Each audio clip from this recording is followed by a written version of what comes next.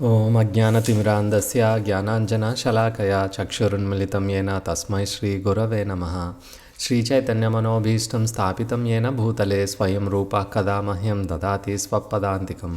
వైరాగ్యవిద్యా నిజభక్తియోగా శిక్షార్థమేకः పురుషः పురాణः శ్రీకృష్ణచైతన్య శరీరధారీ కృపాముదైర్యస్తం అహం ప్రపద్యే.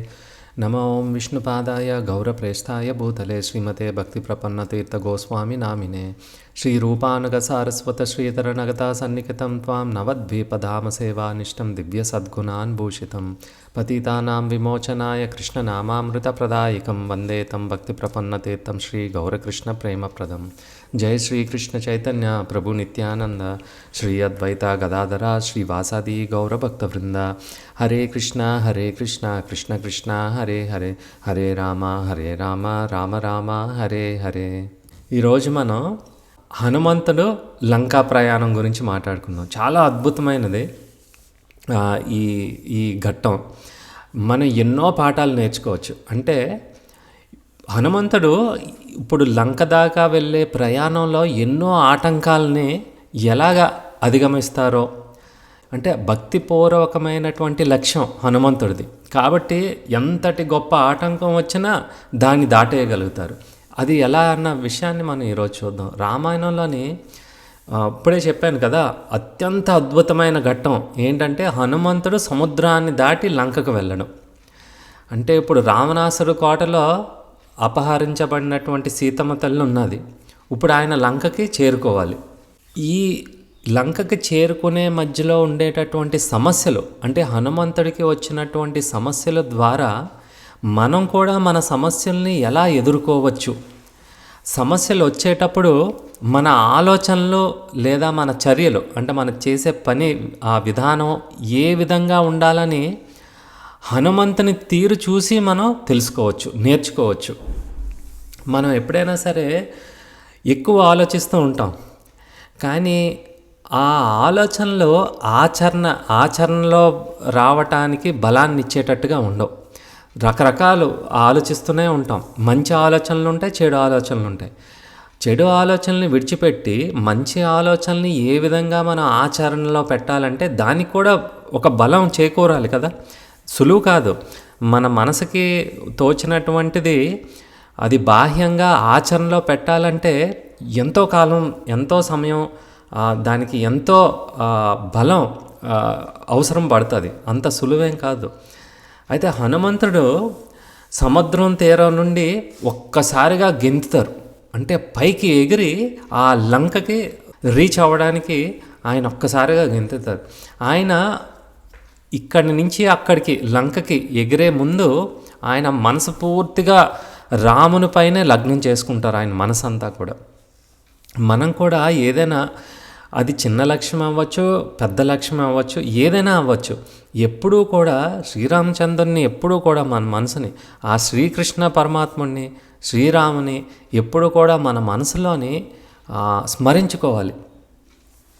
ఆయన ఏం గుర్తు చేసుకుంటున్నారంటే చివరి సమావేశంలో, అంటే రాముడు ఎంత దుఃఖంలో ఉన్నారో అది గుర్తుకొస్తుంది ఇప్పుడు హనుమంతుడికి. 1 నెల రోజుల పైన అయిపోయింది. సీతమ్మ జాడ వెతకటానికని అన్ని దిక్కులా వెళ్ళారు.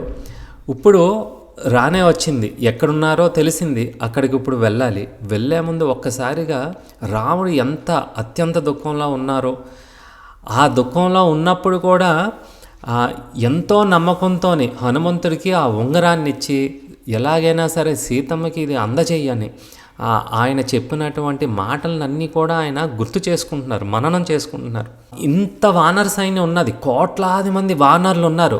ఇంత కోట్లాది మంది వానర సైన్యం ఉన్నా కూడా ఆ ఉంగరాన్నే రాముడు నాకెందుకు ఇచ్చారు అంటే నా పైన ఎంత అచంచలమైనటువంటి నమ్మకాన్ని పెడితే శ్రీరామచంద్రుడు నాకే ఆ ఉంగరాన్ని అప్పచెపుతారు. కాబట్టి నేను కూడా అంతే నమ్మకంగా శ్రీరామచంద్రుని యొక్క లక్ష్యాన్ని ఎలాగైనా సరే అందులో నేను విజయం సాధించాలని ఆయన ఇప్పుడు ఆ ఆలోచనని ఆచరణలో పెట్టాలి. ఎలాగా? ఆ నమ్మకాన్ని గుర్తు చేసుకుంటూ ఇంకా ఉత్సాహంతో ఇంకా వేగంగా లంకకు చేరుకోవాలని నిశ్చయించుకున్నారు. ఇప్పుడు అంటే భగవంతుడి సేవలోని ఉన్నారు కదా అని చెప్పి హనుమంతుని యొక్క తండ్రి అంటే వాయుదేవుడు, ఓ హనుమంత, నువ్వు రాముడి సేవ కోసం లంకకు వేగంగా వెళ్దాం అనుకుంటున్నారా? నీ శక్తే కాదు, ఇదిగో నా శక్తిని కూడా నీకు ఇస్తానని ఆయన గాలి ఎంత వేగంగా వీచుకుంటుందంటే హనుమంతుడిని ఇంకా వేగంగా వెళ్ళటానికి ఆ వాయుదేవుడు కూడా తోడ్పడతారనమాట. ఇక్కడ మనం నేర్చుకోవాల్సింది ఏంటంటే, ఏదైనా లక్ష్యం మనం చేపట్టామనుకోండి, అది చాలా చిత్తశుద్ధితోని మనం ఉండాలి. దాన్ని ఎలాగైనా సరే మనం సాధిద్దాము, దానికి సంబంధించినటువంటి మంచి ఆలోచనని, దానికి ఇవ్వాల్సినటువంటి శ్రద్ధని, దానికి ఇవ్వాల్సినటువంటి సమయాన్ని నిర్లక్ష్యం చేయకుండా చిత్తశుద్ధితో ఉన్నప్పుడు ప్రకృతి కూడా మనకి అన్ని విధాలుగా సహకరిస్తుంది. ఇదే నిదర్శనం. ఇప్పుడు హనుమంతుడు ఆయన శక్తితోనే వెళ్ళట్లేదు. ఇప్పుడు ఆ ప్రకృతి కూడా అంటే గాలి, వాయుదేవుడే స్వయంగా హనుమంతుడికి తోడ్పడుతున్నారనమాట. అలాగే మన విషయంలో కూడా ఏదైనా సరే చిత్తశుద్ధితో మాత్రం, అంటే సిన్సియారిటీ లేకుండా చేసిన పని ఏది కూడా సవ్యంగా జరగదు. ఒకవేళ ఫలితం వచ్చినా కూడా అంతంత మాత్రమే ఉంటుంది. చిత్తశుద్ధితో చేయాలి, పూర్తి సిన్సియారిటీతో. ఇది నా కర్తవ్యం, ఇది నా బాధ్యత, ఇది నేను ఎలాగైనా సాధిస్తాను, దీనికి సరిపడినటువంటి అన్నీ కావలసినటువంటి శ్రద్ధను కానీ, కావలసినటువంటి నైపుణ్యతను కానీ, కావలసినటువంటి మనుషుల దగ్గర దానికి సంబంధించినటువంటి అడ్వైస్, ఆ జ్ఞానాన్ని కూడా సంపాదించి, అలాగా అంటే గుడ్డిగా వెళ్ళిపోవడం కాదు ఒక లక్ష్యం సాధించాలంటే. ఇలా హనుమంతుడు ఆకాశంలోని ప్రయాణిస్తూ కూడా కింద అనంతంగా ఉండేటటువంటి సముద్రాన్ని చూస్తున్నారు. అంతే కదా, సముద్రం ఎక్కడ మొదలవుతుందో ఎక్కడ ముగుస్తుందో ఎవ్వరికీ కనిపించదు కదా. ఆయన అనుకుంటున్నారు, ఆయన ఇప్పుడు రామనామాన్ని స్మరించుకుంటున్నారు. రామనామాన్ని స్మరించుకుంటూ భగవంతుని నామస్మరణ ఎంత గొప్పది కదా. అసలు ఈ జననం మరణం అనే చక్రం, అంటే భవసాగరాన్నే దాటించగలిగినటువంటి ఈ గొప్ప నామం, పవిత్రమైనటువంటి నామం అన్ని శాస్త్రాల్లో కూడా ఇదే చెబుతున్నది కదా. జననం మరణం చక్రం నుంచి మనం దాటి వేయించగలిగినటువంటి ఇంత గొప్ప నామం ఈ చిన్న భౌతిక సముద్రం దాటలేనా? ఈ శ్రీరామచంద్రుని యొక్క నామం జపిస్తూ ఈ భౌతిక సముద్రం దాటడం ఒక లెక్క అని ఆయన భావిస్తూ, భగవంతుని నామం కేవలం శబ్దం మాత్రమే కాదు. హరే కృష్ణ కృష్ణ కృష్ణ హరే హరే, హరే రామ రామ రామ హరే హరే శబ్దం మాత్రం కాదు. ఆ నామంలో అనంతమైనటువంటి శక్తి భగవంతుడు అందులోని పెట్టారు. ఆ శక్తి కలిగి ఉన్నది. మీకు ఎంత కావాలంటే అనంతమైనటువంటి శక్తి ఉన్నది. మీకు ఎంత కావలిస్తే అంత తీసుకోవచ్చు. కానీ ఎప్పుడు జరుగుతున్నది? మనస్ఫూర్తిగా భగవంతుడి పైన పూర్తి భక్తితోని మనం ఆ నామస్మరణం చేసేటప్పుడు ఎంత గొప్ప లక్ష్యాన్నైనా కావాల్సినటువంటి శక్తిని ఆ భగవంతుడు మనకి లభించేటట్టు చేస్తారు. కాబట్టి ఇది కేవలం ఏముంది నామమే కదా అని అనుకోవద్దు. అనంతమైనటువంటి శక్తి ఉన్నదని హనుమంతుడే ఇక్కడ మనకి చెప్తున్నారు. ఆయన స్వయంగా శ్రీరామ అని ఆ రామనామాన్ని జపిస్తున్నారు. అంతేకాదు, మనం ఒక మంచి పని చేసేటప్పుడు అందరి ఆశీస్సులు కూడా కావాలి, అందరి ప్రార్థనలు కూడా కావాలి. మనం ఏదో చేసేద్దాము, ఓడపొడి చేద్దాం అని ఎప్పుడు అనుకోవద్దు. సముద్రంలోని ఆకాశం పైన వెళ్తుంటే సముద్రంలో ఉండేటటువంటి జలచరాలను అన్నీ కూడా గమనిస్తున్నారు హనుమంతుడు. ఎన్నో రకరకాలటువంటి చేపలు ఉంటాయి, అన్ని రకాలు ఉంటాయి కదా సముద్రంలోని. బయట భూమి మీద ఉండే జీవరాశుల కంటే సముద్రంలోనే జీవరాశులు చాలా ఎక్కువ ఉంటాయి. హనుమంతుడు అవన్నీ చూస్తూ కూడా తన తోటి వానరులందరినీ కూడా గుర్తు చేసుకుంటున్నారు. ఎలాగా హనుమంతుడు బయలుదేరేటప్పుడు ఆయన లక్ష్యం ఎలాగైనా సాధించాలని ప్రతి ఒక్క వానరుడు కూడా యోగ ముద్రలోని ఉండి తపస్సులోనే ఉన్నారు. ఇప్పుడు అందరూ కూడా తపస్సు చేస్తున్నారు. అందరు వానరులు కూడా యోగ ముద్రలో ఉండి వాళ్ళందరూ బయలుదేరేటప్పుడు అన్నారు, ఇదిగో ఈ తపస్సులోనే మేము ఉంటాం. ప్రతి ఒక్కరిని తపస్సు నుంచి వచ్చినటువంటి ఫలితం అంతా కూడా నీకే దక్కాలి. అంటే వాళ్ళ కోసం కాదు, చూడండి, హనుమంతుడికే దక్కాలట ఆ ఫలితం అంతా. ఎందుకు? ఈ బలం అంతా కూడా చేకూరి హనుమంతుడు ఎలాగైనా సరే విజయాన్ని సాధించాలని వాళ్ళందరూ కూడా ప్రతిజ్ఞ చేశారు. ప్రతిజ్ఞ అంటే ఇంక ఖచ్చితంగా అది చేసి తీరాల్సిందే. ఇవన్నీ కూడా ఆయన గుర్తు తెచ్చుకుంటూ ఈ విషయాలన్నీ ఆయనకి చాలా స్ఫూర్తినిస్తుంది. మనం కూడా ఏదైనా లక్ష్యం కోసం మనం ఒంటరిగా పోరాడుతున్నట్లుగా అనిపించవచ్చు ముందు. అబ్బా నేను ఒక్కడనే ప్రయాణం చెయ్యాలా అని అనుకుంటున్నావా? కాదు, ఒక్కరే ప్రయాణం చేస్తున్నారు. కానీ ఆయన వెనుక ఎంతమంది వానరులు, దేవతలు, శ్రేయోభిలాషులు ఎంతమంది ఉన్నారు, వాళ్ళందరూ కూడా ప్రార్థిస్తున్నారు. ఇతరులు అందరూ కూడా మనం బాగా ఉండాలని ప్రార్థించినప్పుడు దాన్ని మనం కూడా గుర్తించాలి. ఇవన్నీ కూడా మనం చాలా బలాన్ని ఇస్తుంది మన జీవితంలోని. ఈ విషయాలు ఏవి కూడా మనం మర్చిపోకూడదు. అంటే ఇంకొకరు మనకి మంచి ఆశీస్సులు ఇవ్వాలంటే నీ ప్రవర్తన అలాగున్నదా? నువ్వు ఎప్పుడైనా ఇతరులకి ఆ విధంగా తోడ్పడ్డావా? పెద్దల యొక్క ఆశీర్వాదాలు ఎప్పుడు నీకు ఉండాలంటే పెద్దల పట్ల నువ్వు అంత మర్యాదగా ఉన్నావా? వాళ్ళకి ఏమైనా సేవించేవా? అప్పుడు కదా వస్తుంది. హనుమంతుడు ఎప్పుడూ కూడా వినయంతో ఉంటారు. ఆయన ఏ పని చేపట్టినా కూడా అందరికీ నమ్మకం, ఎట్టి పరిస్థితిలోనే అది సాధించి తీరుతారని. హనుమంతుడు ఆయన నిర్లక్ష్యం చెయ్యరు ఏ విషయంలో కూడా అని గొప్ప నమ్మకం. ఇదంతా కూడా కలిసి అందరి నుంచి కూడా గొప్ప బలాన్ని ఇస్తుంది. నిజంగా విజయం అనేది సాధించాలంటే మన జీవితంలోని పునాది గట్టిగా ఉండాలి. అంటే చాలాసార్లు ఎందుకు విజయం సాధించలేమంటే పునాదులు సరిగా ఉండవు. ముందు వెనక ఆలోచించరు, దానికి సంబంధించినటువంటి జ్ఞానాన్ని సంపాదించరు, దాన్ని పూర్తిగా స్టడీ చేయరు. ఏదో గుడ్డిగా, లేకపోతే ఒక యాటిట్యూడ్, మనం తలుచుకున్నామంటే ఏదైనా చేసేయగలం, మన దగ్గర చాలా ఉన్నది, మనకు చాలామంది తెలిసిన వాళ్ళు ఉన్నారు. ఇది కాదు, నైపుణ్యత ఉండాలి. ఒక పనిని చేసేటప్పుడు దాని మీదే మన దృష్టి కేంద్రీకరించి ఉండాలి. ఆ ప్రతి ఒక్క పని కూడా సవ్యంగా జరగాలంటే ఏ విధంగా నిర్ణయం తీసుకోవాలి, ఏ విధంగా పనులు చేపట్టాలి, మన మనస్తత్వం ఎలా ఉండాలి, ఇవన్నీ కూడా చాలా ముఖ్యమైనవి. ఇవన్నీ కూడా మనం ఈ హనుమంతుడిలోని మనం చూస్తున్నాం ఇప్పుడు.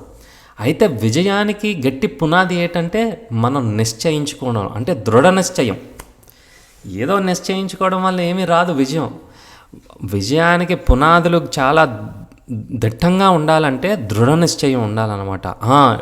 నేను ఇది రాముడి కోసం సాధిస్తాను, ఈ భగవత్ కార్యాన్ని నేను ఎట్టి పరిస్థితుల్లోని కూడా నేను సాధించి తీరుతాను, దీనికి కావాల్సింది నాకు భక్తుల యొక్క ఆశీర్వాదము, దీనికి కావాల్సింది నా స్నేహితులు, నా ఇంట్లో వాళ్ళ యొక్క శ్రేయస్సు, మరి పెద్దల ఆశీర్వాదాలు, ఇవన్నీ ఉన్నప్పుడు దీన్ని వినయం అంటారు. అంతేకాని నీకేం తెలుసు, పెద్దవాళ్ళకి తెలియపోవచ్చు నువ్వేం పని చేస్తున్నావో, కానీ అమ్మా నాన్న ఆశీర్వాదం లేకుండా నువ్వు సాధించలేవు. సాధించినా అందులో సంతృప్తి అనేది ఉండదు.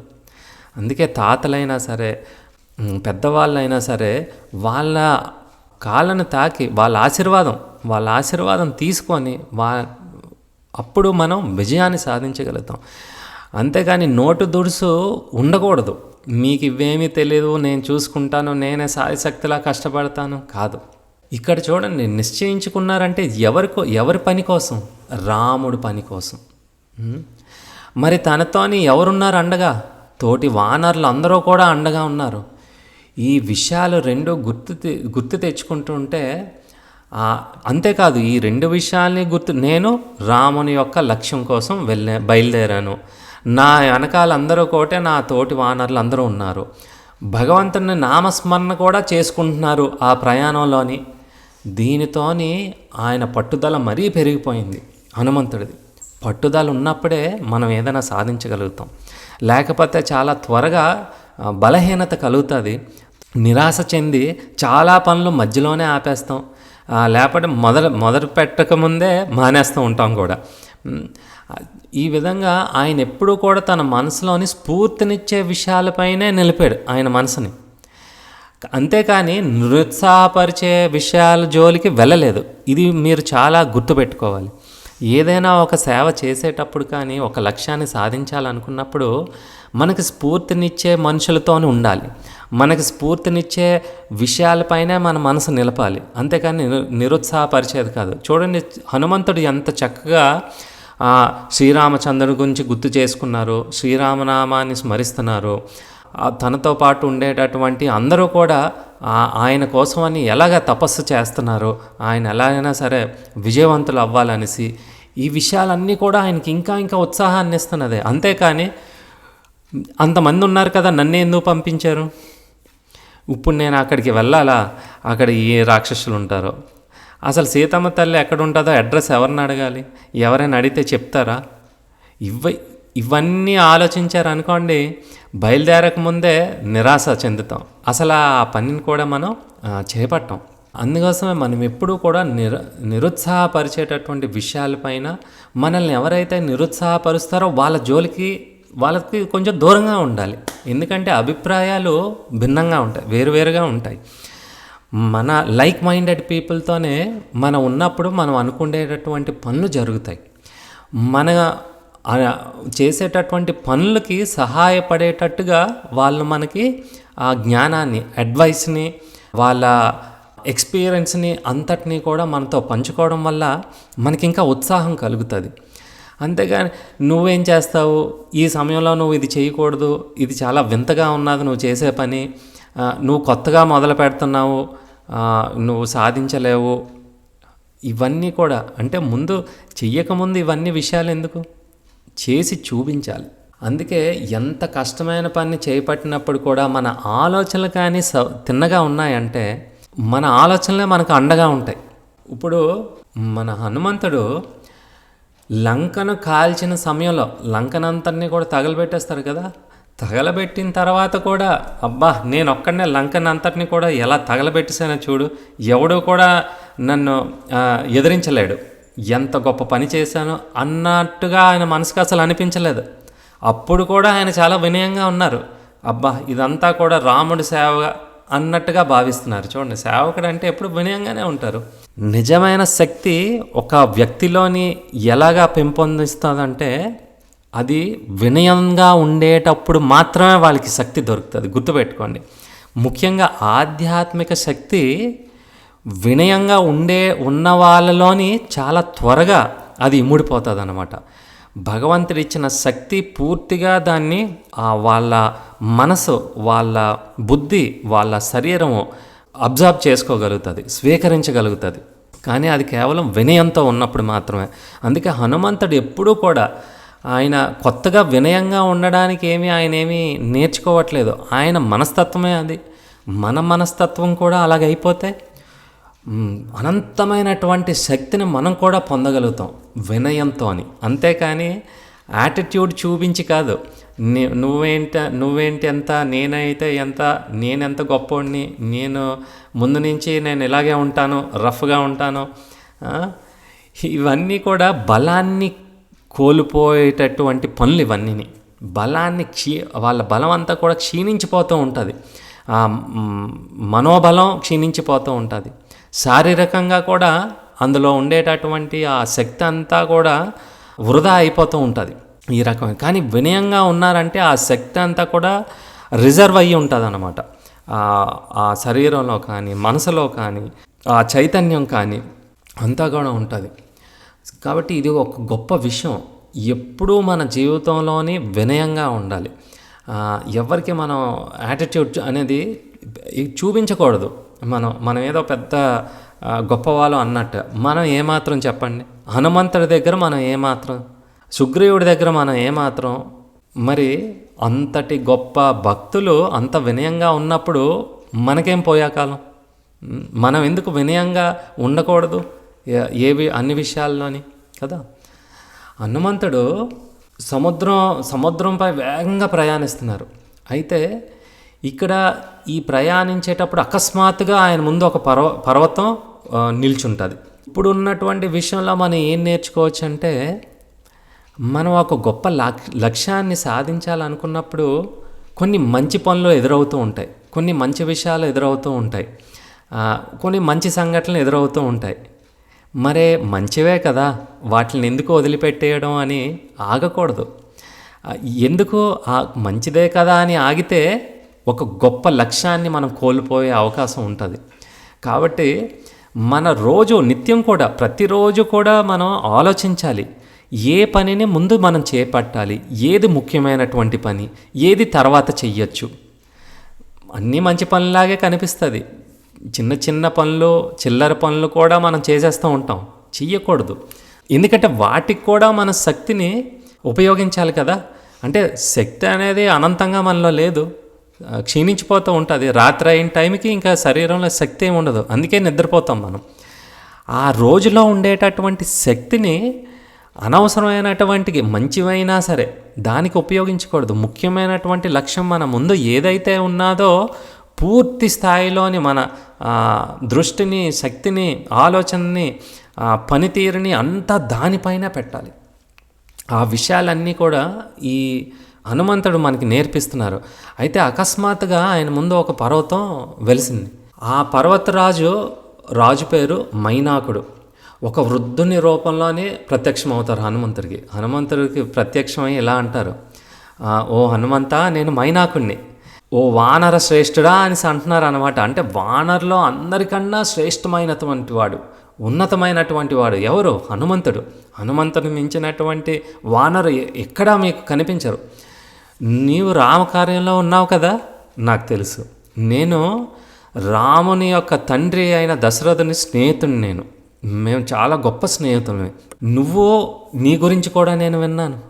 రామునికి అచంచలమైనటువంటి సేవకుడు ఎవరైనా ఉన్నాడంటే అది నువ్వే, హనుమంతుడివి. నాకు బాగా తెలుసు. నీలాంటి వాడికి ఆతిథ్యం ఇవ్వాలనుకుంటున్నాను. నువ్వు ఇంత ప్రయాణం చేస్తున్నావు కదా, అలసిపోతావు. కొన్ని క్షణాలు నా పర్వతం పైన కొద్దిగా విశ్రాంతి తీసుకున్నావు అనుకో, రాముడికి సేవ చేసినటువంటి వాడికి నేను సేవ చేస్తే అందులో భాగం, ఆ ఫలితంలో ఆ భాగం కూడా నేను పంచుకున్నవాడిని అవుతాను కదా. దయచేసి నువ్వు నా పర్వతం పైన, నీకోసమే నేను ఈ సముద్రం నుంచి బయటకు వచ్చాను, కాసేపు విశ్రాంతి తీసుకో, నీ అలసట తీరుతుంది, అలసట తీరిన వెంటనే మళ్ళీ బయలుదేరి వెళ్ళిపో అనేసి కోరుతారనమాట. అయితే మైనాకుడు ఆతిథ్యాన్ని ఇచ్చారు హనుమంతుడికి. ఎప్పుడైనా ఎవరైనా ఆతిథ్యం ఇచ్చారనుకోండి, దాన్ని మనం తిరస్కరించకూడదు, ఖచ్చితంగా స్వీకరించాలి. స్వీకరించకపోతే అది ధర్మానికి విరుద్ధం. ముఖ్యంగా భక్తుల మధ్యలోని ఎవరైనా ఆతిథ్యాన్ని ఎవరైనా ఆహ్వానించడం కానీ పిలవటం జరిగితే ఖచ్చితంగా మనం వెళ్ళాల్సిందే, లేకపోతే వాళ్ళని గౌరవించినట్టు కాదు. మా గురు మహారాజుని చూశాను, దీన్ని చాలా బాగా ఆయన అనుసరిస్తారు. మరుసటి రోజు ఆయన ఫ్లైట్ మీదనా బయలుదేరనివ్వండి, లేదా ట్రైన్ రిజర్వ్ అయినటువంటి ట్రైన్ మీద ఇంకొక ఊరు బయలుదేరవలసినటువంటి అవసరమైనా కానివ్వండి, ఇంకొక భక్తుడు, ఇంకొక సన్యాసి ఆయన్ని ఆహ్వానించారనుకోండి, భగవంతుడి గురించి 4 మాటలు చెప్పమని వాళ్ళ సంస్థకి పిలిచారనుకోండి, ఎంత ప్రయాణమైనా సరే ఉన్నదని కూడా ఆయన చెప్పరు. మళ్ళీ తర్వాత ఆ టికెట్ దొరుకుతుందా, లేకపోతే ప్రయాణం సవ్యంగా అవుతుందా, ఎలా వెళ్తామో ఏం ఆలోచించరు, క్యాన్సిల్ చేస్తారు అంతే. క్యాన్సిల్ చేసి ఆ రోజు ఖచ్చితంగా ఆ సంస్థకి, ఆధ్యాత్మిక సంస్థలు ఉంటాయి, చాలా ఉంటాయి, వాళ్ళు ఆహ్వానించి వెళ్ళి ఆ కృష్ణుడి గురించి 4 మాటలు అందరికీ కూడా చెప్పి వస్తారన్నమాట. ఇది ఒక మర్యాద, దీన్ని అందరూ కూడా పాటించాలి. కాబట్టి ఇక్కడ హనుమంతుడు కూడా ఖచ్చితంగా పాటించాలి. కానీ ఇక్కడ సమస్య ఉన్నదే, ఇప్పుడు మర్యాద కోసం అని పాటిస్తే, ఇప్పుడు హనుమంతుడి లక్ష్యం అవసరమైనదే కాదు, అత్యవసరమైనది, చాలా అర్జెంటు. ఎందుకంటే సీతమ్మ తల్లి రాముడి దగ్గర లేదని ఎంతగా తప్పిస్తున్నారో అది కల్లారా హనుమంతుడు చూశారు. అంతేకాదు, సీతమ్మ అక్కడ ఇంకెంత వేదన పడుతుంది, ఇంకెంత బాధపడుతుందో అని హనుమంతుడు ఊహించగలడు. చాలా తెలివైనటువంటి వాడు. సీతమ్మని చేరుకోవడం కోసం చాలా దగ్గరలో ఉన్నాను, ఇప్పుడు ఒక్క క్షణం కూడా వృధా చేయడం ఆయనకి అస్సలు ఇష్టం లేదు. మనం కూడా ఒక గొప్ప పని మీద వెళ్ళినప్పుడు ఈ చిల్లర పనులు చేసుకొని ఉండకూడదు, వాళ్ళతో వీళ్ళతోని సోది పెట్టుకొని ఉండకూడదు. ఇంకా సమయం ఉంది కదా, తర్వాత చూసుకుందాం కదా. ఇప్పుడు ఒక బ్యాంక్ పని మీద, ముఖ్యమైన పని మీద వెళ్ళామనుకోండి, ఎవడో దారిలో కనిపించాడు కదా అని ఆ బండి పక్కన నిలబడి పెట్టి సోది వేసుకొని ఉండకూడదు. ముందు ఆ పనిని, ముఖ్యమైనటువంటి పని, ఎందుకంటే ఈ సోది వేసుకొని సమయం తెలియదు, అయిపోద్ది, ఆ బ్యాంక్ కూడా మూసేస్తారు. అంటే మీకు ఉదాహరణకు చెప్తున్నాను, దారిలోనే ఉన్నది కదా ఈ పనులు కూడా, చిల్లర పనులు చేసుకొని వెళ్ళొద్దు. దూరమైనా పర్వాలేదు, చుట్టూ తిరిగి వెళ్ళవలసినటువంటి అవసరం వచ్చినా పర్వాలేదు, ఆ పనులన్నిట్లోని ఏది ముఖ్యమో దాన్ని మొదటే చేపట్టాలి. గుర్తుపెట్టుకోండి, ఆ పని అయిన తర్వాత మళ్ళా నెక్స్ట్ ఇంకా ముఖ్యమైన పని ఏదో దాన్ని మీరు చేపట్టాలి. ఈ విధంగా చెయ్యాలి. సులువుగా ఉంది కదా, ఇలాగంటే అయిపోద్ది కదా అని చిల్లర పనులు చేసుకుంటూ ఉండకూడదు. మంచి పనులే కదా, మంచి జరుగుతుంది కదా అని చూసుకొని ఉండకూడదు. గొప్ప పని ఏదైతే ఉందో ఎప్పుడూ కూడా అదే చెయ్యాలి. ఉదాహరణకి ఒక కాలేజీలోని నన్ను ఒక ఫిలాసఫికల్ స్పీకర్ కింద జాయిన్ అవ్వమని చెప్పారు. జీతం కూడా బాగా ఇస్తామన్నారు. మంచి పనే, మంచి అవకాశమే, డబ్బులు వస్తాయి, మనకి పేరు కూడా వస్తుంది. కానీ దానికంటే గొప్ప ఆశయం ఉన్నది. భగవంతుని సేవించాలంటే కొంత ఎక్కువ సమయం కావాలి మనకి. గురువుగారిని సేవించాలంటే మన సమయం మన దగ్గర మనకి నచ్చినట్టుగా ఉండాలి. అవన్నీ జాయిన్ అయినట్టయితే కష్టం. అలాగే మీరు అపార్ట్మెంట్లో ఉన్నారనుకోండి, మీరు ఇలాగా సర్వీసుల్లో ఉంటారు, మిమ్మల్ని మీరు ప్రెసిడెంట్ అయితే బాగుంటుంది అనుకుంటారు. మంచిదే, కానీ అది మీరు పుచ్చుకున్నట్టయితే మీ సమయం అంతా కూడా ఆ అపార్ట్మెంట్లో జరిగినటువంటి గొడవలు, అపార్ట్మెంట్లో కావాల్సినటువంటి పనులు చేయడంలోనే సమయం అంతా వృధా అయిపోద్ది కదా. కానీ నా లక్ష్యం అది కాదు, దానికంటే గొప్ప లక్ష్యం ఉన్నది. భగవంతుని సేవించాలి, గురువుగారిని సేవించాలి, శ్రీరామచంద్రుని అట్టి పాదాలని ఎలాగైనా చేరాలి. మరి అది ముఖ్యమైనటువంటి లక్ష్యం. మిగతావి చెడ్డవా అంటే చెడ్డవి కానే కాదు, చాలా మంచివి. కానీ చిన్న చిన్న మంచి పనుల కోసం ఈ ముఖ్యమైనటువంటి లక్ష్యాన్ని మనం కోల్పోకూడదు. ఎందుకంటే మిగతా పనులకు కూడా మన శక్తి పెట్టాల్సి వస్తుంది, మన మనసు కేంద్రీకరించాల్సి ఉంటుంది, మన ఆలోచన తీరు కూడా దానిపైన ఉండాల్సి ఉంటుంది. 10 మందితోని మనం దాని గురించి మాట్లాడాలి, ముచ్చట పెట్టుకోవాల్సి ఉంటుంది. ఎందుకు సమయం వృధా చేసుకోవడం?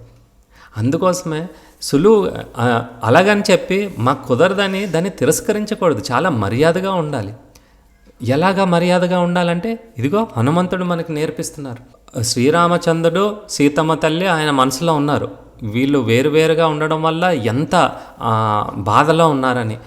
సుగ్రీవుడు ఇచ్చిన నెల గడువు ఎప్పుడో అయిపోయింది, మూసిపోయింది, ఇప్పటికే ఆలస్యం అయిపోయింది. ఇంకా ఒక్క క్షణం ఆలస్యం చేసిన ఆయన కార్యానికి ఆటంకంగా ఆయన భావిస్తున్నారు. అయితే మైనాకుడు చాలా ప్రేమతో అడిగారు కదా, మరి తిరస్కరించకుండా హనుమంతుడు చాలా తెలివైనవారు. మనుషులు కూడా అంత తెలివిగా ఉండలేరు. హనుమంతుడు అన్ని శాస్త్రాలు చదివినవారు, అన్ని వేదాలు తెలిసినటువంటి వారు.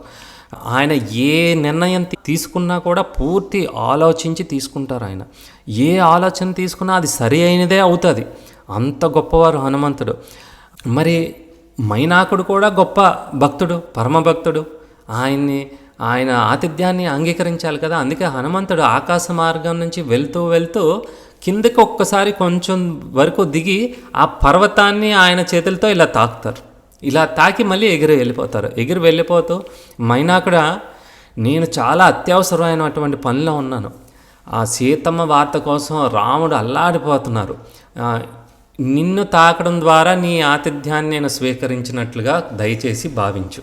అంతేకాకుండా నువ్వు నన్ను దీవించు, ఈ రామకార్యాన్ని ఎలాగైనా సరే సాధించాలని నువ్వు అనుమతించు. మైనాకుడు హనుమంతుడు ఆరాటం చూస్తారు. అబ్బా, ఎంత గొప్ప సేవకుడు! ఇలాంటి సేవకుడు ఎవరైనా ఉంటారా?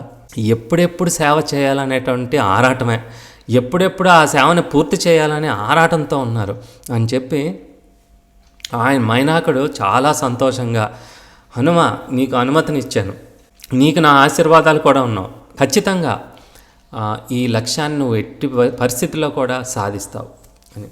అంటే భగవంతుడు భగవద్గీతలో కూడా చెప్తున్నారు, భక్తితో మీరు ఏ చిన్న వస్తువు ఇచ్చినా కూడా భగవంతుడు స్వీకరిస్తారు. ఎందుకంటే భగవంతుడు చూసే దృష్టి మీరు సమర్పిస్తున్నటువంటి వస్తువు మీద ఉండదు ఆయనకి. అంటే మీరు ₹1,00,00,000 వస్తువు ఇస్తున్నారా, 108 నైవేద్యాలు పెడుతున్నారా, దానిపైన ఉండదు భగవంతుడి దృష్టి. ఆ సమర్పణ వెనక ఉండేటటువంటి భక్తి మీద ఉంటుంది ఆయన దృష్టి అంతా కూడా. మీరు భక్తితో అని ఇస్తే చిన్నదా పెద్దదా కాదు, ఆ భక్తి ఎంత గొప్పదో ఎంత పెద్దదో దాన్ని మాత్రమే ఆయన స్వీకరిస్తున్నారు భగవంతుడు. ఈ విషయం మనం ఇంతకుముందు మాట్లాడుకున్నాం కదా. మరి హనుమంతుడు అంతే భక్తి భావంతో మైనాకుడు ఆతిథ్యాన్ని స్వీకరిస్తున్నారు. ఆయన ఆ పర్వతం మీద విశ్రాంతి తీసుకోలేకపోవచ్చు, కానీ ఆయన వెనకుండేటటువంటి భక్తి భావాన్ని, ఆ ఆతిథ్యాన్ని స్వీకరించినట్టుగా మైనాకుడు తీసుకొని ఆయన చెప్తున్నారు, ఈ లక్ష్యానికి నువ్వు ఎటువంటి ఆలస్యం చెయ్యొద్దు, నువ్వు వెంటనే బయలుదేరు, నువ్వు వెళ్తావు అని చెప్పి ఆయన ఆశీర్వదించారు.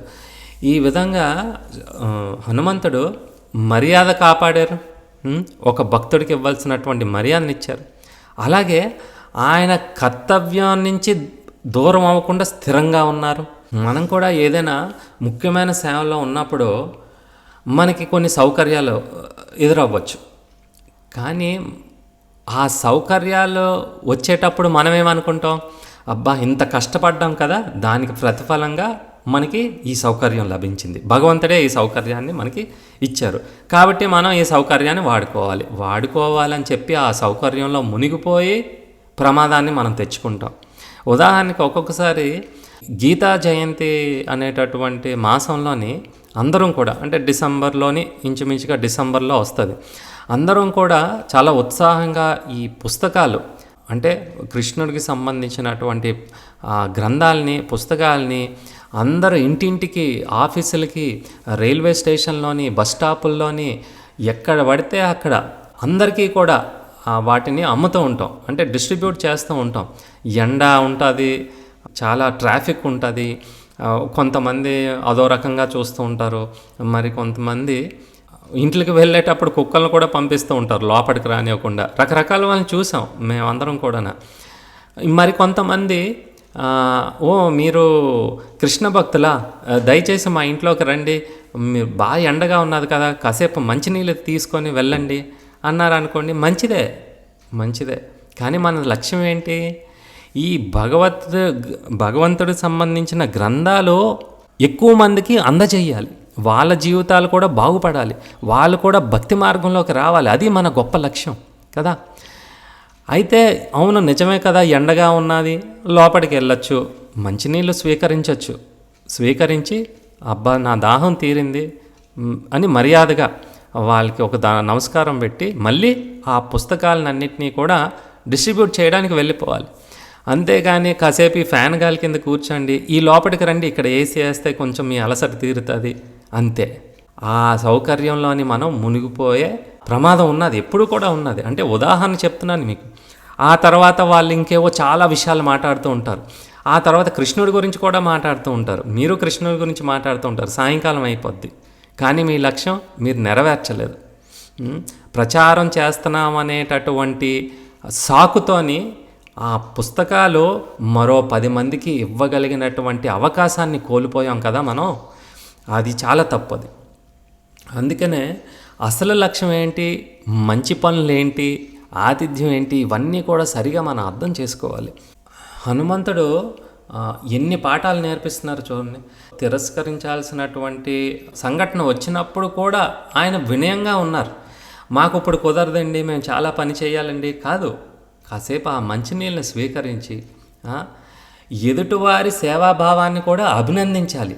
మాకు అసలు సమయం లేదనకూడదు, మంచినీళ్ళ వరకు పర్వాలేదు, మా కష్టాన్ని చూసి ఆయన మా సేవను కూడా వాళ్ళు అభినందించి వాళ్ళు కొంచెం నీరునిస్తున్నారు అని. అలా అంటే అన్ని పనుల్లోని ఈ విషయాలను మనం గుర్తు చేసుకోవాలి. గొప్ప లక్ష్యం కోసమే పని చెయ్యాలి, అందరి పట్ల మర్యాదగా ఉండాలి, అందరి పట్ల వినయంగా ఉండాలి. ఇలాగా హనుమంతుడు ఆతిథ్యాన్ని చాలా సున్నితంగా తిరస్కరించారంటే తిరస్కరించలేదు, చాలా సున్నితంగా దాన్ని హ్యాండిల్ చేశారు. చూసారా, చాలా సందర్భాల్లో మనం కూడా ఇది మంచిదే కదా, అది మంచిదే కదా, ఇవన్నీ మంచిదే కదా అని అతిపెద్ద శత్రువులు అవుతాయి. మంచి మంచి మంచి అనుకుంటే, అంటే అత్యుత్తమమైనటువంటి పనిని దానికి కేటాయించవలసినటువంటి సమయాన్ని, శక్తిని ఈ చిన్న చిన్న మంచి పనులకి ఇచ్చేసి అసలైనటువంటి పని నుంచి మనం ఇంకా ఇంకా దూరంగా అయిపోతున్నాం.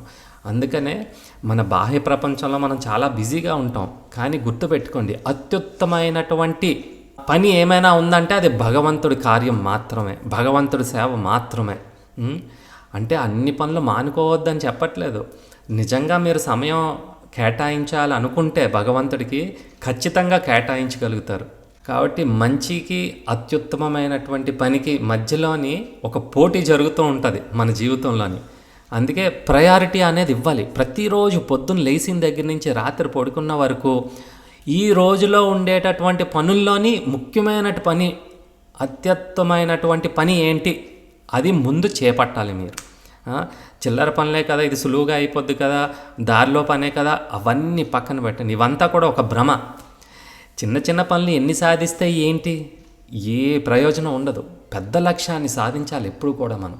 మరి గొప్ప లక్ష్యాన్ని సాధించాలంటే నిరంతరం మన పవిత్ర శాస్త్రాలను ఎప్పుడూ కూడా చదువుతూ ఉండాలి. రామాయణం చదువుతూ ఉండాలి, భగవద్గీత చదువుతూ ఉండాలి, భాగవతాన్ని చదువుతూ ఉండాలి, చైతన్య చరితామృతాన్ని చదువుతూ ఉండాలి. ఇవన్నీ చదవడం ద్వారా మన బుద్ధి చాలా పదునవుతూ ఉంటుంది. ఎంత పదునవుతూ ఉంటుందంటే ఏ సమయంలోని సున్నితంగా ఎవరిని ఎలాగా దాన్ని డీల్ చేయాలి, ఏ విషయాల్ని ముందు మనం ఏ విషయాలపైన మన దృష్టిని పెట్టాలి, ఏ పనులు ముందు మనం సాధించాలి, ఇవన్నీ కూడా మన లక్ష్యంపైనే మన శ్రద్ధ మన దృష్టి ఉండేటట్టుగా చేస్తుంది. అందుకే నిరంతరం ఎప్పుడూ కూడా ప్రతిరోజు ఒక్కరోజు కూడా మీరు తప్పకుండా ఈ శాస్త్రాల్ని మనం చదవాలి, శాస్త్రాల్ని మనం వినాలి.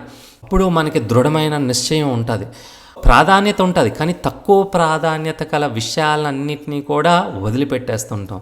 దీని ద్వారా మనకి గొప్ప ధైర్యం కలుగుతుంది. ఏ పనైనా సరే చేయగలం.